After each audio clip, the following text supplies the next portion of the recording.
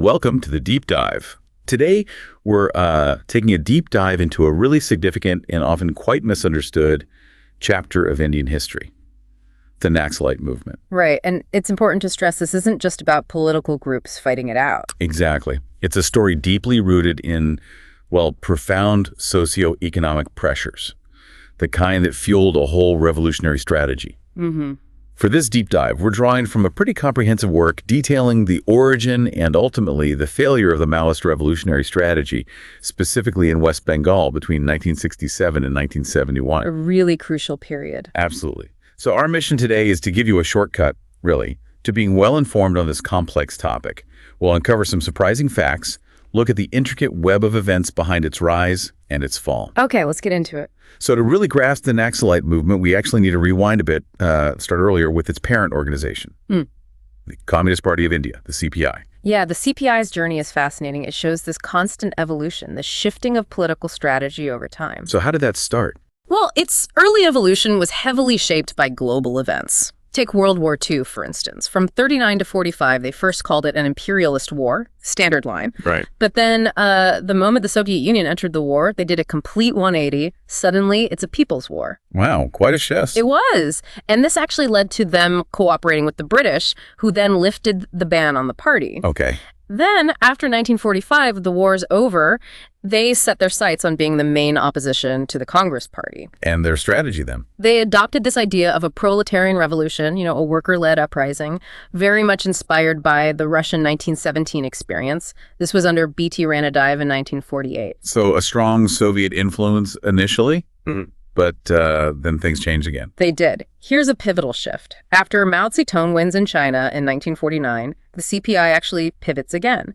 They adopt the Chinese model, this armed agrarian uprising. Think Telangana, that peasant rebellion in South India. Okay, so leaning towards the Chinese model now. For a moment, yes. But just a year later, 1950, new instructions come from Moscow. Saying what? Give up the armed struggle, participate in parliament, get involved in the 1952 elections. And did they? How did that go? Incredibly, they had unexpected success, won 26 seats in the Lok Sabha, the lower house, and they became the second largest party in 4 state assemblies: Andhra Pradesh, Kerala, West Bengal, Tamil Nadu. Wow. That electoral success must have, well, really thrown a wrench in the revolutionary works, right? It absolutely did. A total game changer. These wins led the CPI to embrace what they called a peaceful transition to communism. This was at their Polgat Congress in 1956. Peaceful transition. Yeah. So what did that look like in practice?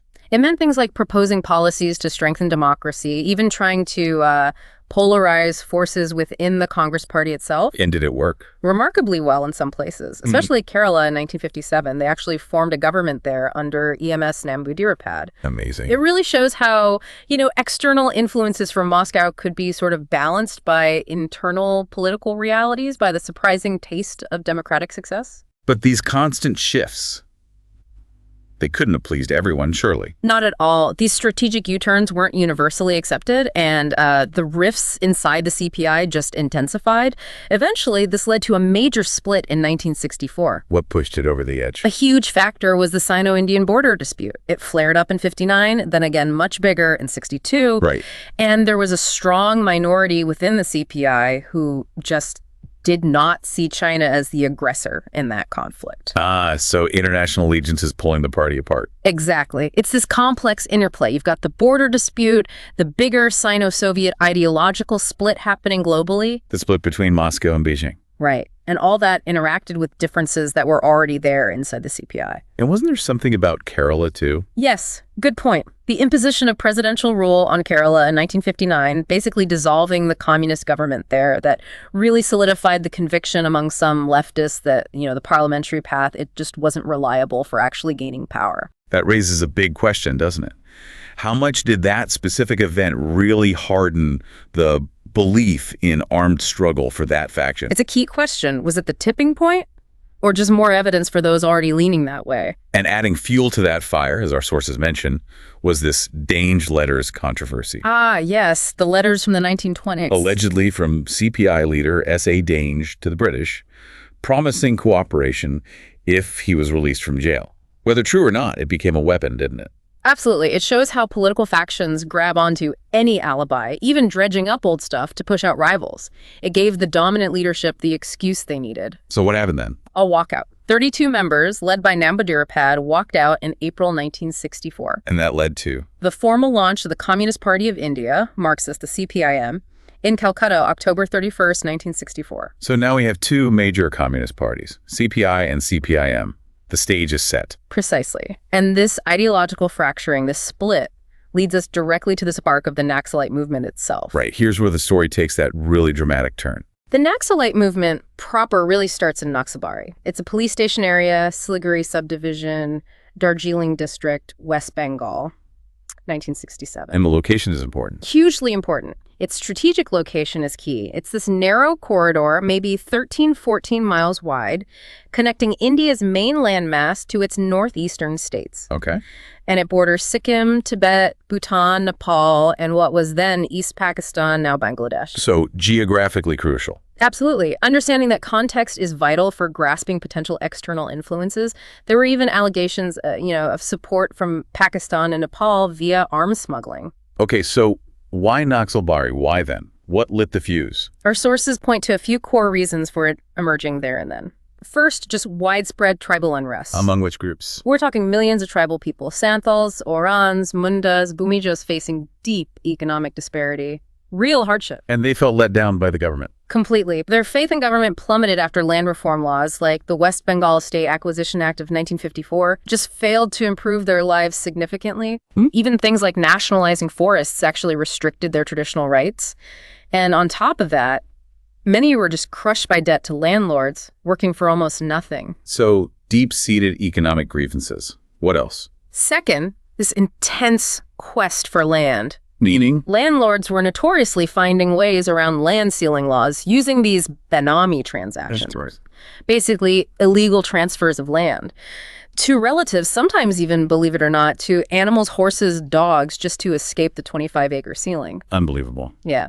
And the Krishak Samiti, the Communist Party's peasant organization, they'd been organizing poor peasants and tribals since way back in 1951. Okay. And they saw 1967 as the right moment, the opportune time for a full-scale Maoist revolutionary movement. So how did this land grab start? Was it violent from the get-go? In the early phase, it actually started relatively peacefully. Demonstrations, surveying these benami lands, sometimes seizing stored grain, plowing vacant land, planting red flags as a symbol of reclaiming it, that sort of thing. But then something changed. Then came the spark. May 23rd, 1967. Siliguri. A police confrontation turns violent. What happened? An inspector, Sonam Wangdi, was wounded by arrows. The police opened fire. And this was the catalyst. Exactly. The moment the Maoist revolutionaries were seemingly waiting for. And crucially, this happened under the United Front government. Which included communists. Right. And the CPIM actually held the police portfolio at the time. So this incident severely compromised the position of the ruling party. And created an opening for the Maoists. Created favorable circumstances, as the source puts it. It allowed them to accelerate their agenda. And did it spread quickly after that? Like wildfire. Yeah. Land seizure intensified massively. We're talking huge tracts. 60,000 acres in Midnapur, 12,000 in Jalpaiguri, 8,000 in Cooch Behar, another 8,000 in Dinajpur, all by 1969. Oh. And the Krishak Samiti really capitalized on this. They set up maybe 1,000 village-level auxiliary groups, small units, 5 to 10 militants each to push the movement forward. So the movement's gaining momentum. What exactly was the Naxalite program? What were they fighting for? And who were these revolutionaries filling the ranks? Okay, at its core, the Naxalite program was heavily influenced by Peking, by the Chinese Communist Party. How so? There were direct messages of greeting from China, urging revolutionaries within the CPIM to spread armed revolution, form a genuinely revolutionary party of Marxist-Leninists. Wow. And Mao Zedong's famous saying, power comes out of the barrel of the gun, that became like a guiding principle. So armed revolution was central. Absolutely. This led to their theory of revolutionary base. The focus was on setting up these pockets of armed resistance in the countryside where, 70-80% of India's population lived. The classic Maoist strategy. Exactly. Encircle and finally capture the cities through guerrilla attacks launched from the countryside. These strongholds would operate under Naxalite control, their own armed squads, admin, schools, even people's courts. People's courts. That sounds ominous. It was. And that leads to the next part. The ruthless strategy of armed uprising, often called the annihilation strategy. Annihilation. Yes. Charu Mazumdar, seen by his followers as the Indian Mao Zedong, he formulated this. What did it involve? Identifying class enemies, police, informers, landlords, moneylenders, trying them in these people's courts, and then they were slaughtered in full public view. Often their heads were hung at a market or other crowded place as a warning. That's incredibly brutal. It's chilling, and it's striking how this brutal tactic, ironically, became a main cause of their unpopularity. It alienated many of the very people they were supposedly trying to liberate. It's hard to imagine that winning widespread support. Who exactly was drawn to this extreme ideology then? What was the social makeup of the Naxalites? It was actually quite diverse. A significant number were poor peasants, deeply exploited by jotadars, these absentee landlords, moneylenders, sometimes local political figures too. Right, the ones using those Benami tricks. Exactly. And unfair contracts keeping sharecroppers constantly in debt. So when Mazumdar called in October 68 to seize the next harvest, that resonated. It spoke to their desperation. Makes sense. Who else? Landless laborers were another crucial group, made up over 15% of the population in 68. Largely indebted, working for tiny wages. They had little to lose. Pretty much. And they were responsible for hundreds of incidents of forcible land occupation by August 1969. Okay, peasants, laborers, anyone else? And perhaps surprisingly, students. A really significant group. White students. Huge frustration over widespread unemployment. We're talking 175,000 graduates unemployed in West Bengal by 68. By 71, over 370,000 educated unemployed. That's a lot of disillusioned young people. It is, and some were radicalized early. The source mentions Calcutta students visiting Nepal back in 65, meeting the Chinese ambassador, returning with slogans like Mao Zedong Zindabad. Wow. And they followed Mazumdar's directives boycotting university elections, exams. Mazumdar famously believed if you read more, you become more foolish. A rejection of the established path. Completely. It's this powerful image. Educated youth turning their backs on traditional routes for radical action. You mentioned urban Naxalites migrating to villages. How did that work out? It's an interesting phenomenon, yeah. But it often didn't work out well. Their urban style of living, maybe a perceived lack of real revolutionary zeal, meant they often could not mix well with their rural counterpart. A culture clash. You could say that. It led to their complete segregation in many cases, and eventually many returned to the cities. And what happened then? From early 1970, we see this translate into escalating urban violence. Attacks on national memorials, smashing the Gandhi Center, killing a vice-chancellor, destroying university labs. So the violence moved to the cities. Yes. And disturbingly, professional criminals even started using Mao Zedong Zindabad slogans during their robberies dacoities. Really? Why? It shows how the movement's image got distorted, co-opted. Its ideological purity was really being tested by these messy, real-world dynamics. Okay, so these radical ideas are spreading. They have a growing, diverse base. The logical next step is formal organization, right? Mm-hmm. How do they become a political party? And how do they interact with the existing political scenes, like that United Front government in West Bengal? Right. The formation of the CPI-ML, the Communist Party of India, Marxist-Leninist, was pretty much directly initiated by that message from the Chinese Communist Party. The one urging armed revolution. Exactly. That led first to the All India Coordination Committee of Communist Revolutionaries, the AICCCR, in May 1968. That marked a complete break from the CPI, the party that had itself split off earlier. Okay, so a further split. Yes. Then they formally launched as the CPI in May 1969. Their platform was clear. Rejected the parliamentary procedure, emphasized class war, proposed bullets instead of ballots, echoing Mao. And how did they view other parties? Critically, they labeled both the Congress Party and the United Front government in West Bengal as imperialist agents. No distinction. Very. They were often criticized themselves for lacking clear economic policies, often functioning more like a paramilitary organization. Who were the key figures leading this new party? You had Kanu Sanyal, often called the uncrowned king of Naxalbari, Charu Mazumdar, the main policymaker, Kukan Mazumdar, a Muslim peasant migrant, and student leaders like Ashim Chatterjee and Santosh Rana, generally well-educated, but as we said, deeply frustrated. But even within this new, supposedly unified revolutionary party, things weren't smooth. Far from it. Factional struggle erupted almost immediately, a critical internal weakness. Over what? The theory of annihilation was a central point of contention. Figures like Aset Sen called it Guevarism, basically, individual terrorism, arguing it wouldn't get mass support. And Mazumdar. Mazumdar defended it fiercely, claiming it relied on the masses. Others, like Sushital Roy Chowdhury, tried to narrow its focus, just moneylenders, landlords, police, informers. So deep disagreement on core strategy. Yes, but also on other fundamentals, like the boycott of elections, rejecting trade union work, and even the Bangladesh Liberation Movement 6870 caused a major rift. Yeah, so? Mazumdar supported it, but Ashim Chatterjee saw it as an imperialist conspiracy to create an anti-China base. Chatterjee actually broke away and formed a parallel group over this. So these weren't just debates, they were actual splits fragmenting the movement. Exactly, impacting their operations directly. How did the older communist parties, the CPI and CPIM, react to this new radical offshoot? Well, the CPIM labeled the Naxalites neo-revisionists, betraying true Marxism-Leninism. The CPI just saw them as a danger, a sheer wastage of revolutionary energy. Any attempts to reconcile? The CPIM actually did try, initially. They tolerated Naxalites within their ranks for a while, trying to maintain unity. They even admitted that thousands of their own members backed the Naxalite movement by August 67. Ironically, the CPIM later adopted a form of physical annihilation themselves as a tactic in 69. But it was too late by then to influence the CPIM's goals. So more competition than cooperation. Oh, definitely. The CPI and CPIM ended up in this competition to win the support of the Naxalites, even blaming each other for assassinations of party workers. Chaos. Pretty much. And the Naxalites, for their part, just said both older parties had stabbed the workers and peasants in the back. Lots of infighting. And all this is happening while the United Front government is trying to rule West Bengal. Remind us how that government came about. Right. It grew out of the Congress Party splitting in West Bengal in 66.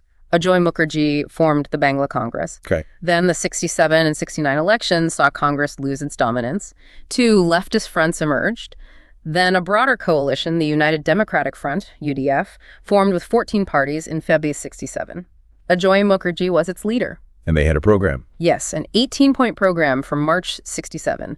Recognized worker-peasant rights, promised not to suppress democratic struggles, cut the police budget, even passed an ordinance later to requisition unused land. Looked progressive on paper. But in reality? In reality, deep polarization within the United Front, internal competition for peasant support, clashes. And Ajoy Mukherjee, who was a Gandhian, fundamentally opposed the lawlessness of the Naxalite land grabs. Clashing with his own coalition partners. Exactly. Very public disagreements with CPIM leaders like Jyoti Basu, who, remember, held the police portfolio. An impossible situation. Which led to? The collapse of the United Front government. Growing inter-party clashes, the government just couldn't control law and order. There was even a police revolt in July 69, hundreds of cops smashing furniture in the state assembly, shouting slogans against Jyoti Basu. Unbelievable. So seeing this chaos, the central government stepped in, dismissed the UF government on March 16, 1970, imposed president's rule, direct rule from Delhi. Okay, so president's rule is imposed. The central government is now in charge in West Bengal. Yeah. How did they respond to this escalating Naxalite movement and what ultimately, broke its back? Right. Under president's rule from March 1970, the governor essentially became Delhi's agent with broad powers. They moved quickly. They revived an old law, the Bengal Suppression of Terrorist Outrage Act of 1932 in November 70. This allowed bans on extremist literature, longer police custody for interrogation. They imposed Section 144, Section 107 of the CRPC, basically. Powers to ban gatherings, maintain order. So a crackdown. A major crackdown. Over 70,000 suspected persons were listed. Thousands of alleged Naxalites and Marxist members arrested. Though, interestingly, the Home Minister himself admitted some arrested might not have been Naxalites, raising accusations they were targeting critics too. What about military or police action? Big increase there. The police budget was doubled in 1970. 9 border security force battalions were deployed, alongside 71,000 state police. These operations led to arrests of key Naxalite leaders like Gandhar Murmu and Jengal Santhal. And Mazumdar. That was the crucial blow. Charu Mazumdar was arrested July 16, 1972 in Calcutta. He died in custody shortly after. And the impact of that? It was an irretrievable setback. It totally broke the backbone of the Naxalite movement. So suppression was one part. Was there another side to the government's strategy? Yes, alongside suppression, the central government introduced several reforms. This was very much a counterinsurgency tactic trying to address the root causes of the unrest. Like what kind of reform? On the agrarian front, they set up a central land reform committee. This led to the West Bengal Land Reforms Act of 1970. Aimed at fixing earlier problems. Exactly, trying to close loopholes like exemptions for fisheries, those vague definitions of family holdings. Landlords used to register land under unborn babies, horses, dogs, all that stuff. Right. It also increased the sharecropper's entitlement to the crop up to 75% if they provided inputs like seeds and fertilizer. Did these reforms actually work on the ground? Well, that's the thing. There were significant problems of implementation. They were often blocked by vested interests, landlords, bureaucrats, self-serving politicians. Tens of thousands of acres got locked up in endless civil suits. So good intentions, poor execution. Often, yes. The government also pushed the Green Revolution, introducing high-yield seeds, scientific farming, hoping to boost food production and rural prosperity. And did that help ease tensions? It had unintended consequences in West Bengal. While food production went up, the labor-saving devices that came with it actually led to widespread unemployment and eviction for many agricultural workers. Remember, 60–70% of the rural population lived below subsistence level. So it helped some, hurt others. Exactly.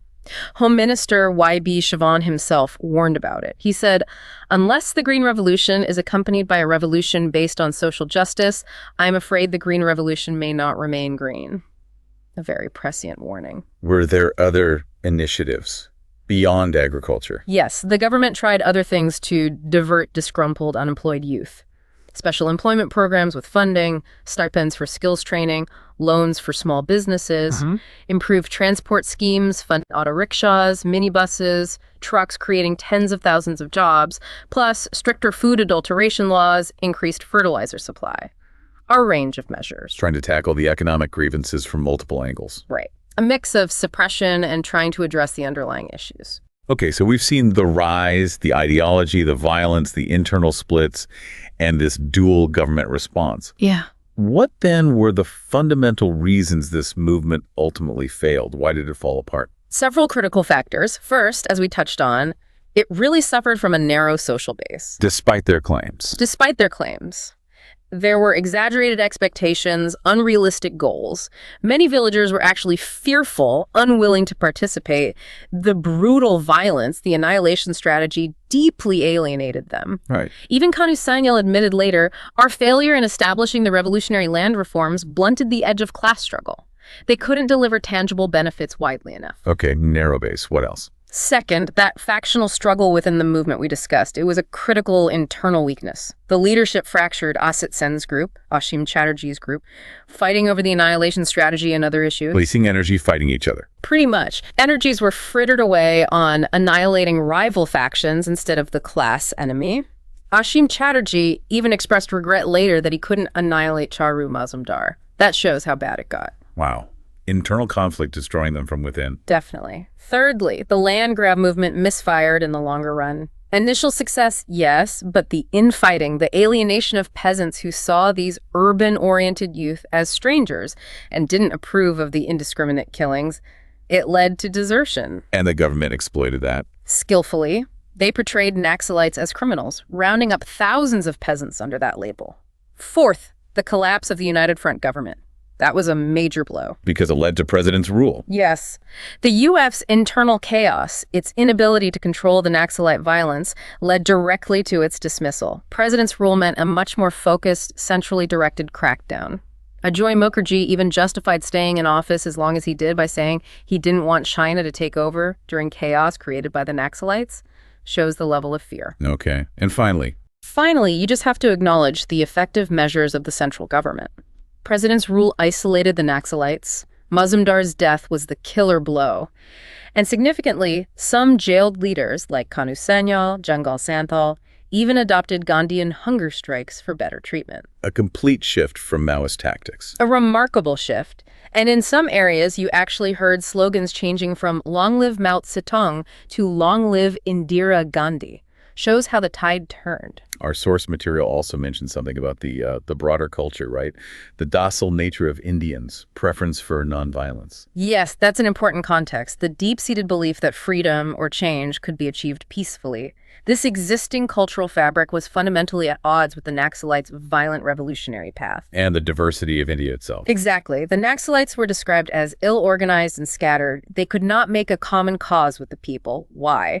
Because of all the diverse elements, castes, tribes, language barriers, even within West Bengal, that urban-rural divide we talked about. So how much did that sheer diversity prevent a unified revolutionary movement, especially one imported from China? It's a huge question and likely a major factor. It's hard to impose a monolithic ideology on such a complex society. Meanwhile, the mainstream political system wasn't static either, right? Yeah. The Congress Party was changing. Yes. Despite its own internal conflicts, Congress, under Indira Gandhi, shifted towards, well, profound social change through constitutional means. Things like abolishing privy purses for princes, nationalizing banks. Sending a signal. Sending a signal that change could happen within the system. And the 1971 elections really reflected this, a rejection of both right-wing parties and these leftist extremists wedded to foreign ideologies. And the government continued with reforms, too. Yes, actively diffusing social pressure through increasing financial assistance. Rural credit jumped massively. New laws against bonded labor, child marriage. These were partly political, blunting the revolutionaries' appeal, but also genuine responses to social problems and law and order concerns. And the debates continued even after the movement largely failed. Oh, yes. Ideological debates among former Naxalites went on for years. Some remained committed to People's War, even in the late 70s, while others, like Ashim Chatterjee, publicly denounced the annihilation theory. The legacy and the arguments lingered. So, quite a journey we've taken, from those early ideological splits in the communist movement through the specific socioeconomic conditions that ignited the Naxalite spark in West Bengal. Then diving into their brutal revolutionary program, its internal fragmentation, and finally, the multi-pronged state response suppression and reform that ultimately led to its demise in that specific period. If we zoom out, what does this deep dive really reveal? I think it starkly reveals the immense challenges of trying to implement a foreign-inspired revolutionary ideology, especially a violent one, in a society as diverse, democratic, and historically largely non-violent as India. Internal dynamics, cultural values, pragmatic governance, they all played huge roles. So thinking about today, what does this story mean for understanding social movements now? Does the failure of the Naxalites back then suggest that fundamental change in India can only happen peacefully through the system? Or does it perhaps hint at a deeper underlying tension? A tension linked to socioeconomic disparity that might just resurface in different forms if those core issues aren't addressed. It definitely leaves you thinking about the complexities of social change, power, violence, and justice. Lots to reflect on.